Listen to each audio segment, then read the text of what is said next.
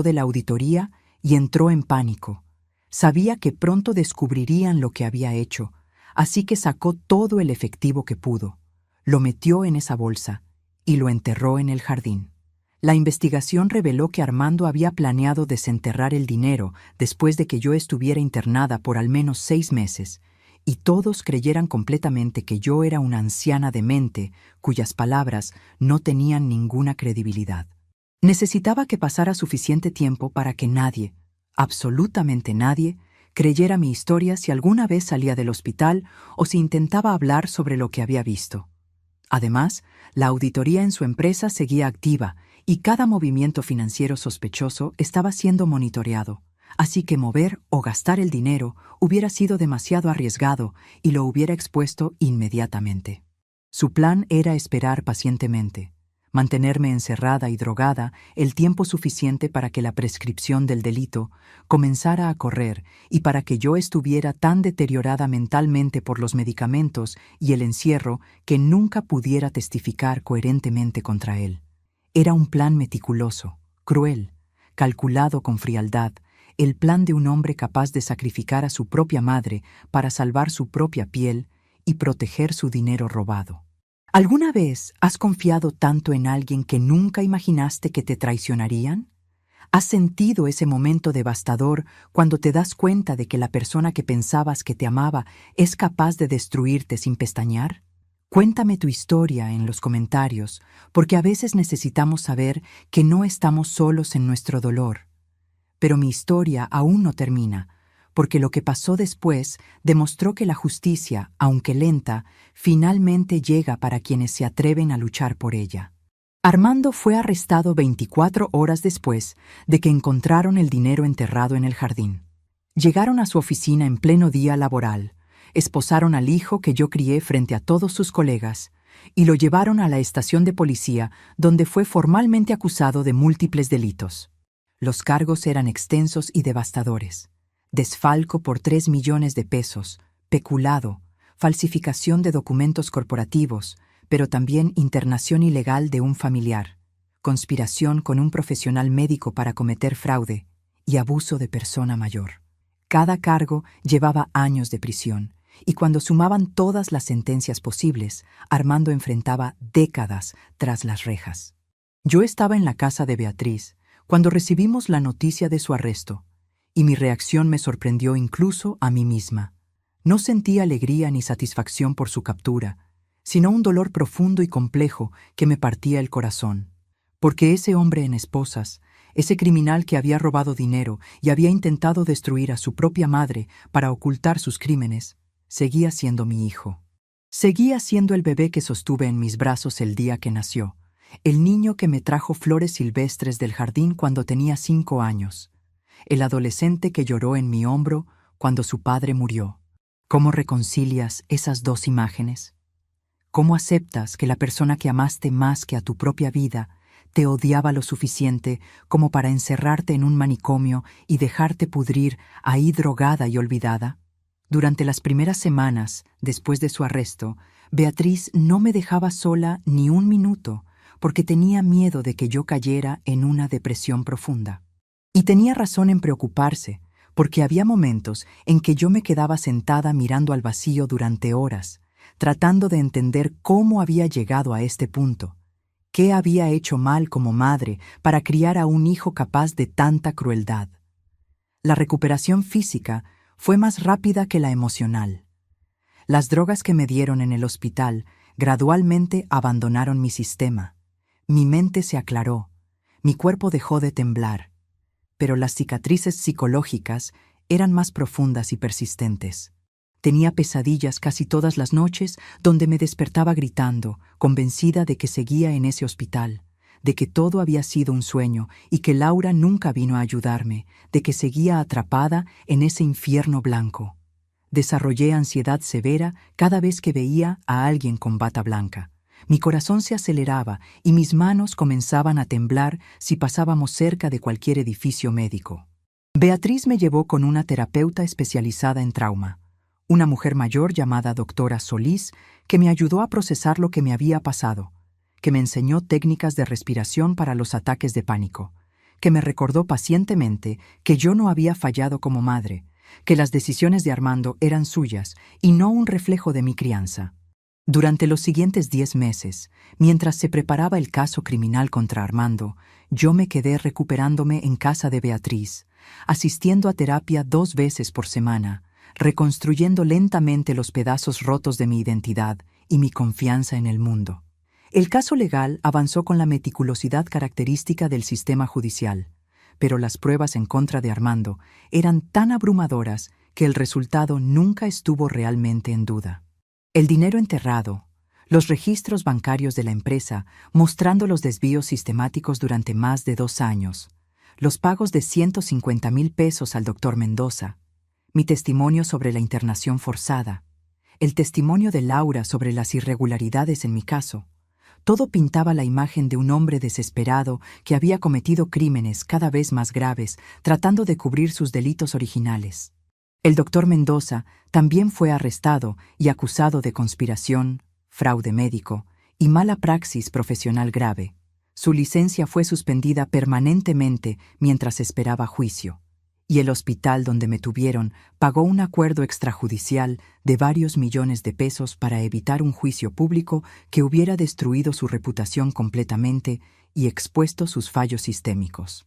Llegó el día del juicio de Armando, y el licenciado Ramírez me preguntó si yo quería estar ahí, si me sentía lo suficientemente fuerte para enfrentar a mi hijo en la corte y dar mi testimonio. Yo dudé durante días, aterrorizada de verlo, de tener que mirar a los ojos al hombre que me traicionó tan completamente. Pero finalmente decidí que necesitaba hacerlo. Necesitaba mirarlo y decirle exactamente lo que me había hecho. Necesitaba que escuchara de mi propia voz el dolor que causó. Necesitaba cerrar este capítulo de mi vida de una manera que me permitiera seguir adelante. El día del juicio, Beatriz me acompañó al tribunal. Me sostuvo la mano mientras esperábamos en el pasillo frío de ese edificio que olía a papel viejo y miedo. Cuando me llamaron a testificar, caminé hacia el estrado con las piernas temblorosas, pero la cabeza en alto. Me senté frente al micrófono y por primera vez en meses miré directamente a mi hijo. Armando estaba sentado en la mesa de la defensa, vestido con un traje formal, su cabello perfectamente peinado, su expresión cuidadosamente neutral. Pero cuando nuestras miradas se encontraron, vi algo en sus ojos que me heló la sangre. No vi arrepentimiento, no vi vergüenza, solo vi molestia, como si yo fuera un inconveniente que había arruinado sus planes perfectos. El fiscal me hizo preguntas durante casi 2 horas. Me preguntó sobre la noche en el jardín, sobre los días siguientes cuando Armando me convenció de que estaba loca, sobre el psiquiatra y el hospital, sobre las semanas de drogas y aislamiento. Respondí cada pregunta con voz firme, mirando directamente al jurado cuando describía los momentos más dolorosos, queriendo que entendieran exactamente lo que este hombre le había hecho a su propia madre simplemente porque yo había sido testigo de su crimen. Cuando terminé mi testimonio, el abogado defensor de Armando trató de desacreditar mi historia. Sugirió que tal vez yo realmente había estado confundida, que tal vez Armando había actuado pensando genuinamente que yo estaba enferma. Pero el fiscal presentó toda la evidencia que destruía esa narrativa. Los pagos de 150,000 pesos al doctor Mendoza que no tenían ninguna justificación médica legítima. Las conversaciones grabadas donde Armando discutía el plan con el psiquiatra, los registros médicos mostrando que yo nunca había mostrado signos de enfermedad mental antes de este incidente. El testimonio de Laura, la enfermera, confirmando que yo estaba completamente lúcida durante toda mi internación. Los 3 millones de pesos enterrados en el jardín que probaban el motivo detrás de todo. La evidencia era tan abrumadora que el juicio no duró tanto como todos esperaban. El jurado deliberó durante menos de 3 horas antes de regresar con su veredicto. Culpable en todos los cargos. Armando fue sentenciado a 15 años de prisión por el desfalco de 3 millones de pesos, más 5 años adicionales por la internación ilegal y abuso de persona mayor. Las sentencias debían ser cumplidas consecutivamente. 20 años. Mi hijo, que ahora tenía 43 años, saldría de prisión cuando tuviera 63, prácticamente mi edad actual.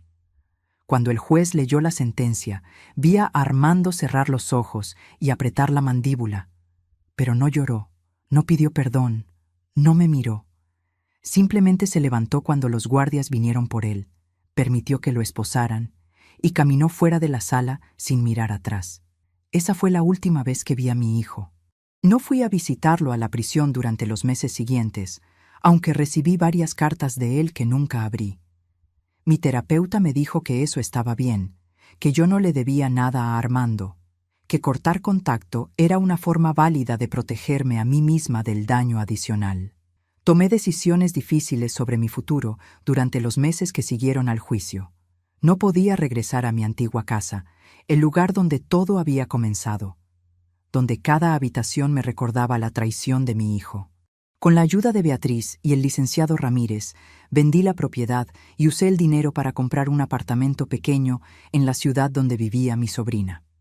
Era un lugar modesto pero luminoso, con ventanas grandes que dejaban entrar el sol, sin jardines donde pudiera imaginar secretos enterrados. Beatriz me ayudó a decorarlo. Elegimos cortinas de colores claros, compramos plantas en macetas para darle vida al espacio. Colgamos fotos de mi familia en las paredes, pero notablemente ninguna incluía a Armando. Lentamente, muy lentamente, comencé a reconstruir algo parecido a una vida normal. Empecé a salir a caminar por las mañanas, a visitar el mercado local donde las vendedoras comenzaron a reconocerme y a guardarme los mejores tomates, a tomar clases de pintura en el centro comunitario porque siempre quise aprender, pero nunca tuve tiempo cuando estaba criando a mi hijo. Beatriz y yo establecimos nuevas rutinas. Cenas juntas los domingos, llamadas telefónicas todas las noches antes de dormir, salidas ocasionales al cine o a tomar café. Ella llenó el vacío que Armando dejó, no como reemplazo de un hijo, sino como la familia que eliges, la familia que está ahí no por sangre, sino por amor genuino y apoyo incondicional. Han pasado 2 años desde aquella madrugada, cuando vi a mi hijo cavando en el jardín. 2 años desde que mi vida se partió en 2 direcciones completamente diferentes. He aprendido cosas sobre mí misma durante este tiempo que nunca hubiera descubierto sin pasar por este infierno. Aprendí que soy más fuerte de lo que pensaba, que puedo sobrevivir traiciones que alguna vez creí que me matarían. Aprendí que la familia no siempre es sangre, que a veces las personas que menos esperamos son las que nos salvan cuando más lo necesitamos. Laura, la enfermera que arriesgó su trabajo para ayudarme, se convirtió en una amiga cercana y nos visitamos regularmente. Beatriz, que dejó todo en su vida durante semanas para rescatarme, demostró ser más hija para mí de lo que Armando fue hijo. Aprendí que perdonar no significa olvidar o permitir que alguien te lastime de nuevo, sino liberar el peso del rencor que te aplasta el pecho y te impide respirar libremente. He perdonado a Armando en el sentido de que ya no paso mis días consumida por el odio hacia él, pero ese perdón no significa que quiera verlo o que tenga algún lugar en mi vida cuando salga de prisión. Algunas traiciones son tan profundas que rompen la relación de manera irreparable, y está bien reconocer eso sin sentirte culpable. Pienso en las mujeres que podrían estar escuchando mi historia ahora. Mujeres que tal vez están siendo desacreditadas por sus propias familias, que tal vez están siendo llamadas locas o dramáticas cuando intentan exponer una verdad incómoda. Quiero que sepan que su voz importa, que su verdad importa, que no están solas incluso cuando se siente como si todo el mundo estuviera en su contra. Busquen a su Laura, a su Beatriz, a su licenciado Ramírez, porque esas personas existen incluso cuando parece imposible encontrarlas. Documenten todo, guarden evidencia, confíen en su propia percepción de la realidad incluso cuando otros traten de convencerlas de que están equivocadas. Y sobre todo, recuerden que sobrevivir no es suficiente, que merecen más que simplemente existir después del trauma, que merecen reconstruir una vida que tenga alegría y paz y propósito. Yo tengo 70 años ahora. Una edad donde muchos dirían que mi vida ya está terminada, que los mejores años quedaron atrás. pero me despierto cada mañana en mi pequeño apartamento lleno de luz. Tomo mi café mientras pinto acuarelas de flores que nunca existieron en ningún jardín real. Visito a Beatriz y sus hijos, que me llaman tía abuela con tanto cariño, y siento algo que no sentía en años. Siento que estoy viviendo mi vida para mí misma por primera vez. Ya no soy solo la madre de alguien, la viuda de alguien, la víctima de alguien.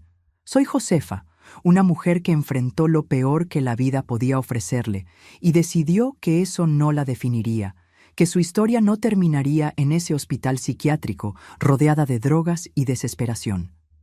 Mi historia termina aquí, en este apartamento luminoso, rodeada de personas que me aman de verdad, viviendo cada día con la certeza de que merecía algo mejor y tuve el valor de luchar por ello.